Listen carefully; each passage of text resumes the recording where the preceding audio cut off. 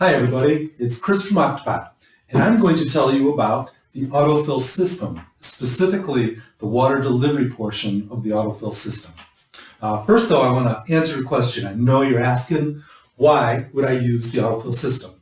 Well, the first reason maybe you don't want to reach to the back of your room or grow tent to fill the octopots. Now the octopots automatically provide water to your plant, but you need to put water in the octopot first. So this was all done to make that easy. Or maybe you're going to be away for a weekend and you don't have anybody to put water in your plants. The autofill will take care of that. Maybe you have too many. Maybe you have a warehouse full of octopots and you want to be able to provide water all to them as easily as possible. For that, the autofill system. What if you want to do other things with your time? Maybe go out and play with your kids or pitch off leaves if you still have to be in the grow, right? The autofill system is for you. So the first thing I want to do is unbox for you. Well, I've already got rid of the box, but all the stuff's here. Let's look at it.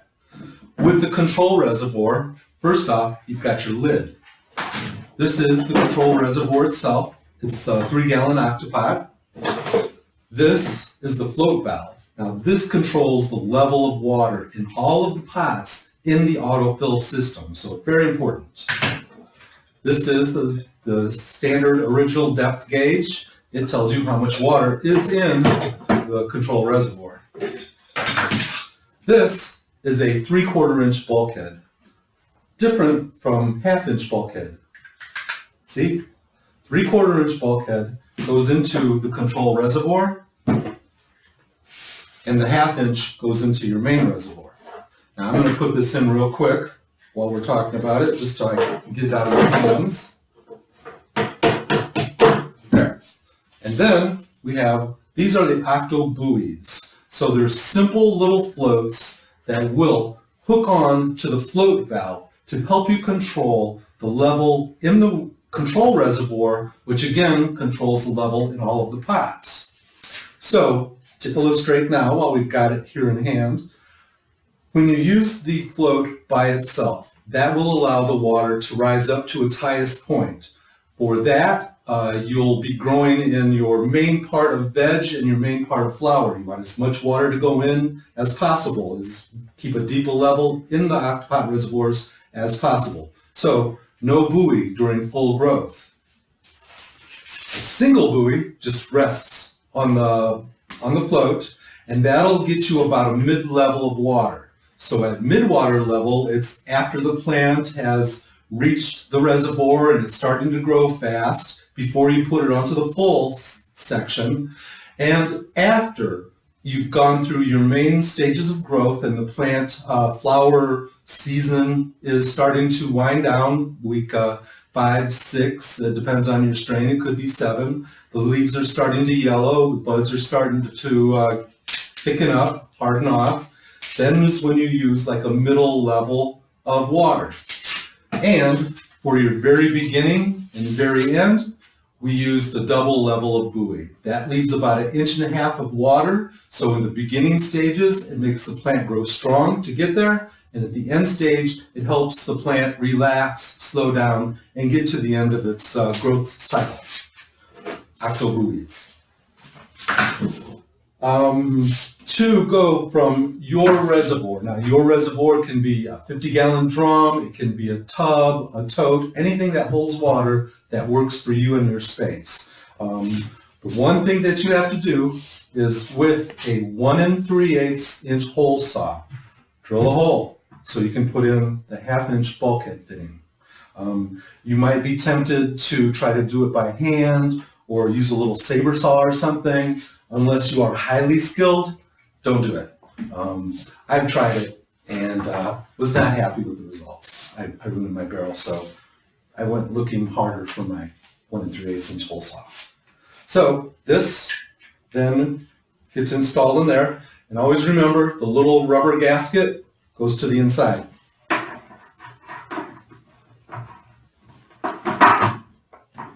And then that spins up, and you tighten it all the way, of course. I'm not going to do that right now, because this is only for illustrative purposes.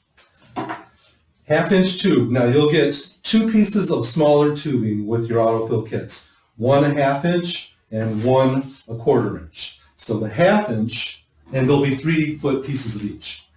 The 1/2 inch goes on to your bulkhead, and then again there's a bigger one and smaller one. The smaller, the 1/2 inch shutoff valve goes onto your tubing, and then you'll have cut your 1/2 inch tubing in half, so you can put that together, and you've got that first section. So we're going to have to move down to the 1/4 inch tubing, so there is a reducer for that. A reducer, and then this tubing will go on there. This larger shutoff is for the other side, the larger bulkhead, so that goes down then to your plants. Now, I'm going to show you, this is the most tricky part of the autofill system, and that is the float valve installation. So this is how you'll receive it. It's got a locking, clamping type nut here, and then it has another locking nut here. There is a rubber gasket, you leave it on there. This goes into the small hole opposite of the bulkhead, and it's really important to maintain the orientation correctly. So when you get it in there, make sure that the float bobble's up and down and not side to side or crossways or anything like that. All right, I'm going to spin this on here. Now, this nut has a little compression fitting inside there.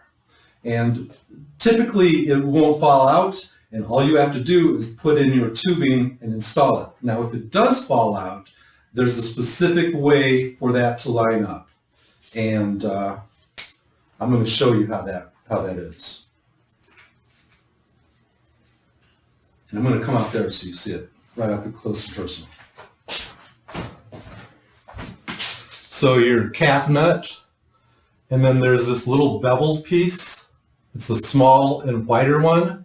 And then there's another beveled piece, but it's a little longer and clear. Those go back to back. So what you do is, again, try to keep that all installed there so it doesn't fall out when you take it off of the valve. But the tubing goes through the outside of the nut. That way, then it will form this little locking mechanism, which then bolts on, connects on to the stud coming out of the valve. So I'm going to just push that in there. It was sticking out about 1 inch or so. I push the tubing in there till it's snug. And then I just go ahead, tighten that up, make sure this is still oriented so it goes up and down, and then plug that all together, and voila, the automatic autofill system for the Octopot. So the last thing I want to talk about is actually putting water, nutrients, checking your pH, and keeping the solution good for your plants. We normally say you don't need pumps or bubblers or anything like that for this system, and you don't, except if you use the autofill system and you mix nutrients in your reservoir. Now, you could use a living soil and have clear water go through, wouldn't have any problem with it, but you don't want your nutrients to precipitate out in the bottom of your barrel. So what I suggest is that you get a small recirculating pump and just set that in there. Hook it to a timer, and then run it 15 minutes every hour. So generally what you'll do is you'll put your water in there, put your nutrients, check your ppms to make sure that they're at the correct rate for the plant's stage of growth, and then check your pH to make sure you're within the 6.3-ish safe rate. And that'll work. Oh, and grow in peace.